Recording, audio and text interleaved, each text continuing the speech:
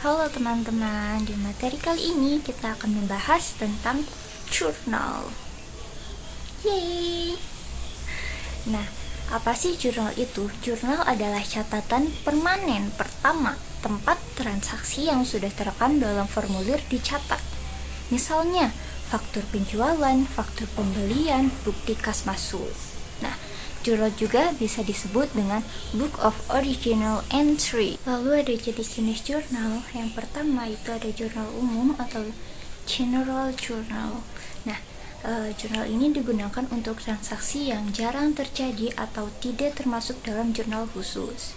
Lalu yang kedua ada jurnal khusus atau special journal. Jurnal ini digunakan jika transaksi sering terjadi dan jenis barangnya tuh berulang. Lalu kenapa sih jurnal umum itu perlu dipecah?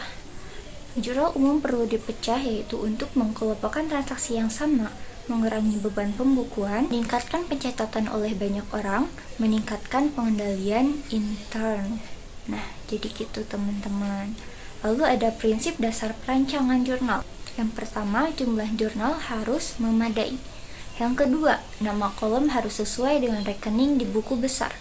Dan yang ketiga, kolom jurnal digunakan untuk penggolongan angka.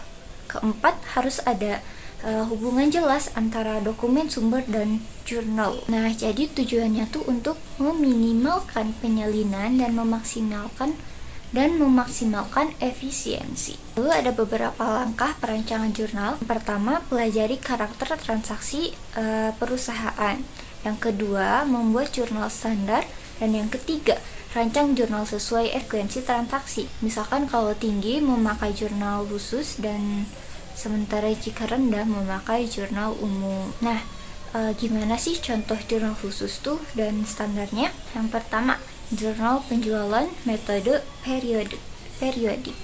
Nah, jurnal ini fokusnya itu pada piutang dan penjualan. Standarnya yaitu debit sebagai piutang dagang dan kredit penjualan.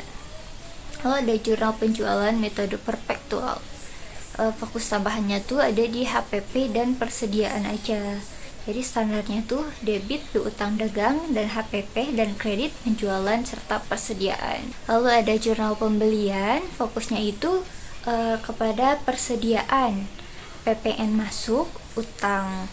Lalu ada standarnya juga debit tuh di persediaan barang dan PPN, sementara kredit itu utang dagang. Lalu ada juga jurnal penerimaan kas. Nah, fokusnya itu pada penagihan piutang, diskon, dan modal. Standarnya debit kas potongan penjualan, sementara kredit itu piutang dan pendapatan lain. Ada juga jurnal pengeluaran kas, fokusnya tuh ada pada bayar utang, gaji, dan diskon. Standarnya tuh di debit tuh utang dagang dan biaya, kredit itu potongan pembelian dan juga kas. Ada juga jurnal umum atau memorial, yaitu fokusnya tuh kepada transaksi non-rutin. Jadi misalnya tuh depresiasi, pembagian dividen, dan penyesuaian. Lalu ada metode pencatatan penjualan. Yang pertama ada metode manual, yaitu dengan tangan, dan yang kedua ada metode menggunakan mesin pembukuan, jadi semi otomatis. Dan yang ketiga ada metode menggunakan komputerisasi, yaitu dokumen yang dimasukkan ke dalam suatu sistem, langsung ke sistem gitu. Jadi gimana sih diagram alurnya?